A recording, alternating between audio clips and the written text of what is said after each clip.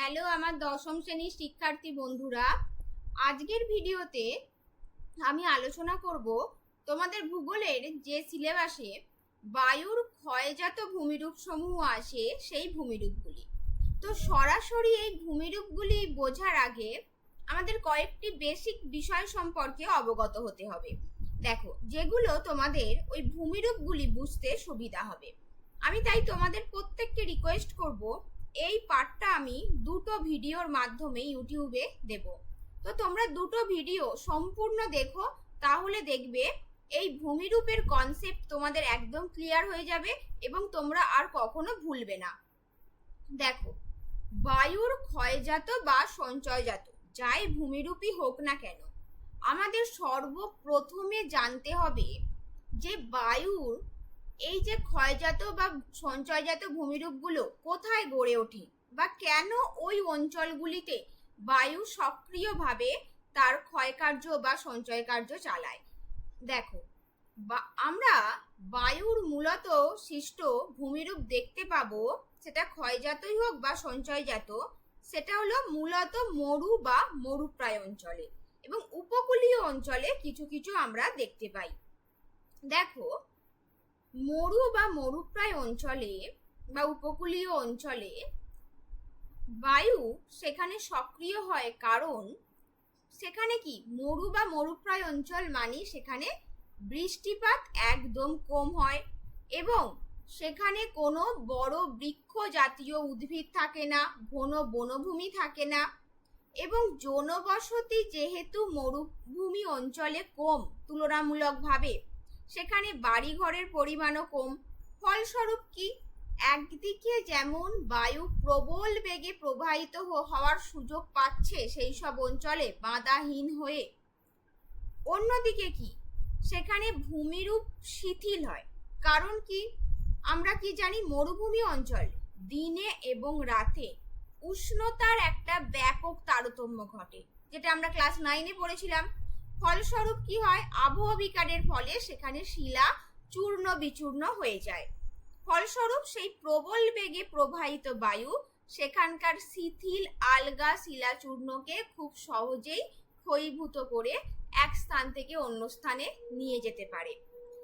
এই কারণেই আমরা মরুভূমি বা মরুপ্রায় অঞ্চলে বা উপকূলীয় অঞ্চলে আমরা সেখানে বায়ুর সৃষ্ট সেটা ক্ষয়জাত বা সঞ্চয়জাত ভূমিরূপগুলো আমরা দেখতে পাই। তো এই ভিডিওতে আমি আলোচনা করব বায়ুর ক্ষয়জাত ভূমিরূপ সমূহ। তো চলো আমরা সেই ভূমিরূপগুলো সম্পর্কে একের পর এক জেনে নিই। বায়ুর ক্ষয়কার্যের ফলে সৃষ্ট ভূমিরূপ। তো আমাদের তিনটি প্রক্রিয়ায় বায়ু মূলত ক্ষয়কার্য করে, এটি একটু মনে রাখতে হবে। সেই তিনটি প্রক্রিয়া কি? প্রথম প্রক্রিয়া হলো আমাদের অবঘর্ষ, দ্বিতীয় প্রক্রিয়া হলো ঘর্ষণ, তৃতীয় প্রক্রিয়া অবনমন। অবঘর্ষ প্রক্রিয়াটি কি? অবঘর্ষ হলো বায়ু যখন প্রবাহিত হয় তখন বায়ুর সাথে প্রবাহিত বিভিন্ন নুড়ি বালির কোনা বা প্রস্তরখণ্ডের কোনা, সেগুলো যখন শিলাস্তরের সঙ্গে ঘর্ষণ করে শিলাস্তরের ওপর আঁচড় কাটা দাগ সৃষ্টি করে বা মৌচাকের মতো গর্ত সৃষ্টি করে, তখন আমরা সেই প্রক্রিয়াকে বলবো অবঘর্ষ প্রক্রিয়া। ভালো করে মনে রাখবে কিন্তু, এখানে কি হচ্ছে, বায়ুবাহিত নুড়ি বা প্রস্তরকোনা বা বালিকোনা সেটা শিলাস্তরের সঙ্গে সংঘর্ষ করছে। আর ঘর্ষণ হলো যখন বায়ুবাহিত পাথর প্রস্তরখণ্ড নুড়িকোনা বা বালিকোনা তখন পরস্পরের মধ্যে, তাহলে এখানে দেখো এখানে পরস্পরের মধ্যে সংঘর্ষ হচ্ছে, আর এখানে এই কোনাগুলোর সঙ্গে সেখানে ভূপৃষ্ঠের আমাদের শিলাস্তরের একটা সংঘর্ষ হবে, ফলে শিলাস্তরে এরকম আঁচড় কাটা দাগ বা কখনো মৌচাকের মতো গর্ত সৃষ্টি হচ্ছে। তাহলে এটা হচ্ছে অবঘর্ষ আর এটা হচ্ছে ঘর্ষণ। ঘর্ষণ একটা পরস্পর দুটো প্রস্তরখণ্ডের কোনা বা দুটো বালু কোনা যখন পরস্পরের সঙ্গে ধাক্কা লাগবে এবং উভয়ই চূর্ণ বিচূর্ণ হবে, তখন সেই প্রক্রিয়াটাকে আমরা বলবো ঘর্ষণ। তো আশা করছি তোমরা অবঘর্ষ এবং ঘর্ষণ প্রক্রিয়াটি বুঝতে পেরেছো। এবং অবনমন বা অপসারণ, অপসারণ কথাটার অর্থই কি?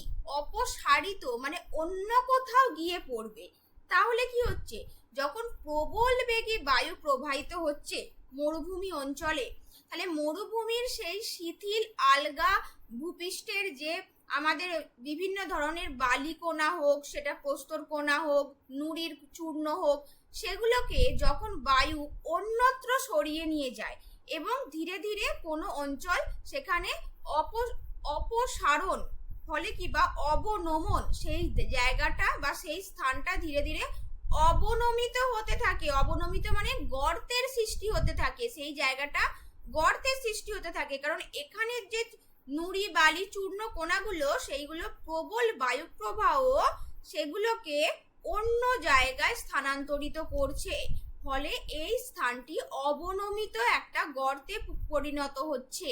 তাহলে এই প্রক্রিয়াটিকে আমরা বলবো অবনমন। তো আশা করছি তোমরা এই তিনটি প্রক্রিয়াও বুঝতে পেরেছো, কারণ আমরা পরবর্তীতে যে ভূমিরূপগুলো দেখবো বা জানবো সেগুলো কিন্তু এই কোনো না কোনো এই তিনটি প্রক্রিয়ায় সৃষ্টি হবে। তো চলো এবার আমরা সরাসরি ভূমিরূপগুলো সম্পর্কে জেনে নিই। দেখো, বায়ুর ক্ষয়কার্যের ফলে সৃষ্ট ভূমিরূপের আমাদের প্রথমেই পড়বো অপসারণ গর্ত। নামটাই তো অপসারণ গর্ত, তাহলে এটা কি? নিশ্চয়ই অপসারণ প্রক্রিয়ায় এটি সৃষ্টি হয়েছে। সরি, আমার এখানে আঁকাটা একটু পরে নে, তার আমি দিয়ে দিই। হ্যাঁ দেখো, অপসারণ গর্ত এটা কি? দেখো, মরুভূমি অঞ্চলে ধরো কোনো শিলাস্তর বা উন্মুক্ত ভূমি আছে, সেখানে কি হচ্ছে, প্রবল বেগে বায়ু প্রবাহের ফলে কোনো অঞ্চলের সেখানকার বালিকণা বা সেখানের ওপরের ভূমিস্তরের বালি বা ধূলিকণা সেখান থেকে স্থানান্তরিত হয়ে অন্যত্র অপসারিত হচ্ছে। এটি হলো অপসারণ প্রক্রিয়াটা, বুঝলেই এটা বুঝতে পারবে। সেই জন্যই এই ভূমিরূপটার নাম অপসারণ গর্ত। অর্থাৎ অপসারণ প্রক্রিয়ায় যে অবনমিত স্থান বা গর্ত বা নিচু স্থান সৃষ্টি হচ্ছে, আমরা সেই ভূমিরূপকে বলছি অপসারণ গর্ত।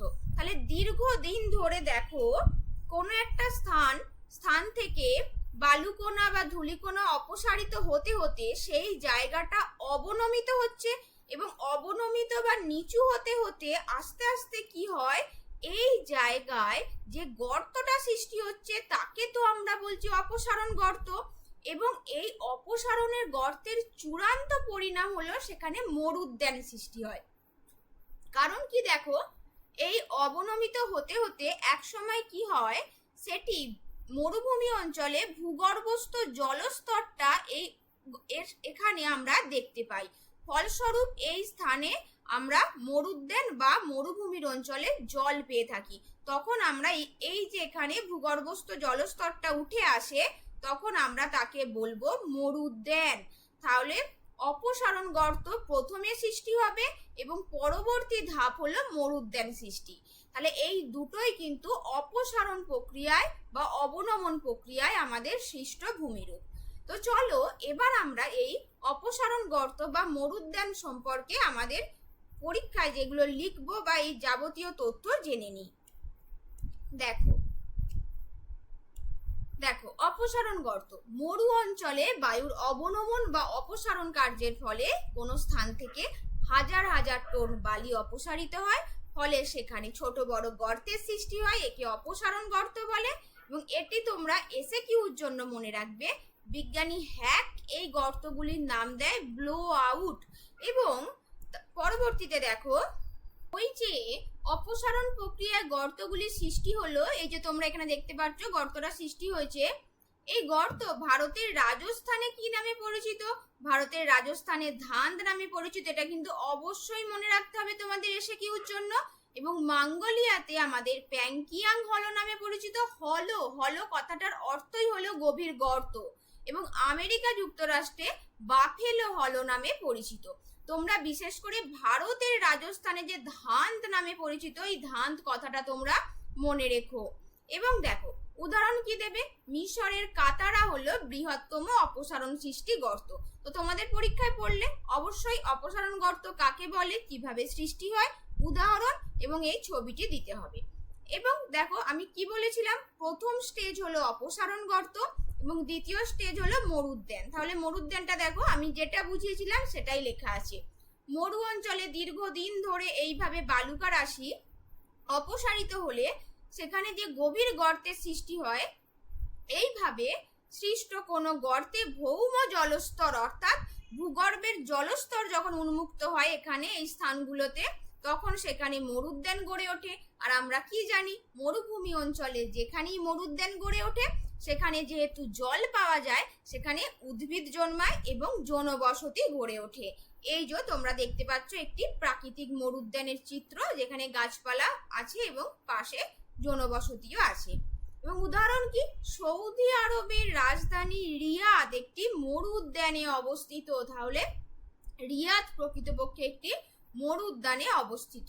এছাড়া সাহারা মরুভূমির কুপরা, টুয়াট, বাহারিয়া প্রভৃতি উল্লেখযোগ্য মরুদ্যান। তো আশা করছি তোমাদের এই অপসারণ গর্ত এবং মরুদ্যান এই দুটি ভূমিরূপই তোমরা বুঝতে পেরেছো।